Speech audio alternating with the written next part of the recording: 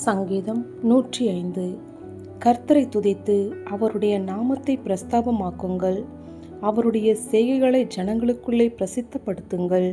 அவரை பாடி அவரை கீர்த்தனம் பண்ணுங்கள். அவருடைய அதிசயங்களை எல்லாம் தியானித்து பேசுங்கள். அவருடைய பரிசுத்த நாமத்தை குறித்து மேன்மை பாராட்டுங்கள். கர்த்தரை தேடுகிறவர்களின் இருதயம் மகிழ்வதாக. கர்த்தரையும் அவர் வல்லமையையும் நாடுங்கள். அவர் சமூகத்தை நித்தமும் தேடுங்கள். அவருடைய தாசனாகிய ஆபிரகாமின் சந்ததியே, அவரால் தெரிந்து கொள்ளப்பட்டவர்களாகிய யாக்கோபின் புத்திரரே, அவர் செய்த அதிசயங்களையும் அவருடைய அற்புதங்களையும் அவர் வாக்கின் நியாய தீர்ப்புகளையும் நினைவு கூறுங்கள். அவரே நம்முடைய தேவனாகிய கர்த்தர். அவருடைய நியாய தீர்ப்புகள் பூமியெங்கும் விளங்கும். 1000 தலைமுறைக்கென்று அவர் கட்டளையிட்ட வாக்கையும் ஆபிரகாமோடு அவர் பண்ணின உடன்படிக்கையையும் அவர் ஈசாக்குக்கு இட்ட ஆணையையும் என்றென்றைக்கும் நினைத்திருக்கிறார். அதை யாக்கோபுக்கு பிரமாணமாகவும் இஸ்ரவேலுக்கு நித்திய உடன்படிக்கையாகவும் உறுதிப்படுத்தி, உங்கள் சுதந்திர பாகமான கானான் தேசத்தை உனக்கு தருவேன் என்றார். அக்காலத்தில் அவர்கள் கொஞ்ச தொகைக்குட்பட்ட சொற்ப ஜனங்களும் பரதேசிகளுமாயிருந்தார்கள். அவர்கள் ஒரு ஜனத்தை விட்டு மறு ஜனத்தண்டைக்கும், ஒரு ராஜ்யத்தை விட்டு மறு தேசத்தார் அண்டைக்கும் போனார்கள். அவர்களை ஒடுக்கும்படி ஒருவருக்கும் இடங்கொடாமல் அவர்கள் நிமித்தம் ராஜாக்களை கடிந்து கொண்டு, நான் அபிஷேகம் பண்ணினவர்களை நீங்கள் தொடாமலும் என்னுடைய தீர்க்கதரிசிகளுக்கு தீங்கு செய்யாமலும் இருங்கள் என்றார். அவர் தேசத்திலே பஞ்சத்தை வருவித்து ஆகாரம் என்னும் ஆதரவு கோலை முற்றிலும் முறித்தார். அவர்களுக்கு முன்னாலே ஒரு புருஷனை அனுப்பினார். யோசேப்பு சிறையாக விற்கப்பட்டான்.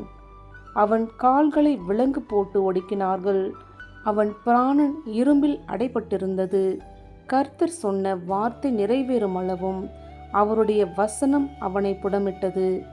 ராஜா ஆள் அனுப்பி அவனை கட்டவிழ்க்க சொன்னான். ஜனங்களின் அதிபதி அவனை விடுதலை பண்ணினான். தன் பிரபுக்களை அவன் மனதின்படி கட்டவும் தன் மூப்பர்களை ஞானிகளாக்கவும் அவனை தன் வீட்டுக்கு ஆண்டவனும் தன் ஆஸ்திக்கெல்லாம் அதிபதியுமாக்கினான். அப்பொழுது இஸ்ரவேல் எகிப்திற்கு வந்தான். யாக்கோபு காமின் தேசத்திலே பரதேசியாயிருந்தான். அவர் தம்முடைய ஜனங்களை மிகவும் பலுக பண்ணி அவர்களுடைய சத்துருக்களை பார்க்கிலும் அவர்களை பலவான்களாக்கினார். தம்முடைய ஜனங்களை பகைக்கவும் தம்முடைய ஊழியக்காரரை வஞ்சனையாய் நடத்தவும் அவர்களுடைய இருதயத்தை மாற்றினார். தம்முடைய தாசனாகிய மோசேயையும் தாம் தெரிந்து கொண்ட ஆரோனையும் அனுப்பினார். இவர்கள் அவர்களுக்குள் அவருடைய அடையாளங்களையும் காமின் தேசத்திலே அற்புதங்களையும் செய்தார்கள். அவர் இருளை அனுப்பி அந்தகாரத்தை உண்டாக்கினார். அவருடைய வார்த்தைகளை எதிர்ப்பாரில்லை. அவர்களுடைய தண்ணீர்களை இரத்தமாக மாற்றி அவர்களுடைய மச்சங்களை சாக பண்ணினார். அவருடைய தேசம் தவளைகளை திரளாய் பிறப்பித்தது. அவருடைய ராஜாக்களின் அறை வீடுகளிலும் அவைகள் வந்தது.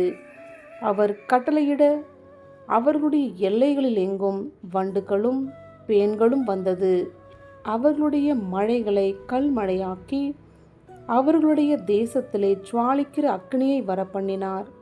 அவர்களுடைய திராட்சை செடிகளையும் அத்தி மரங்களையும் அழித்து அவர்களுடைய எல்லைகளில் உள்ள மரங்களையும் முறித்தார்.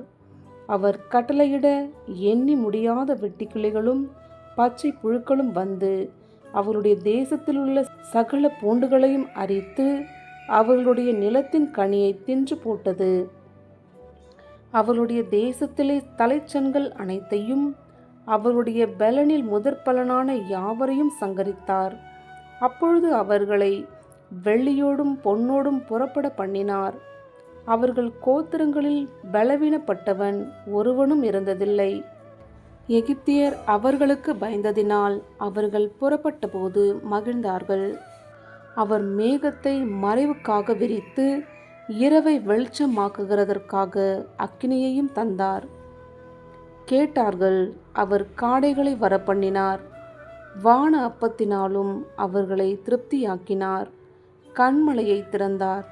தண்ணீர்கள் புறப்பட்டு வறண்ட வெளிகளில் ஆராய் ஓடிற்று.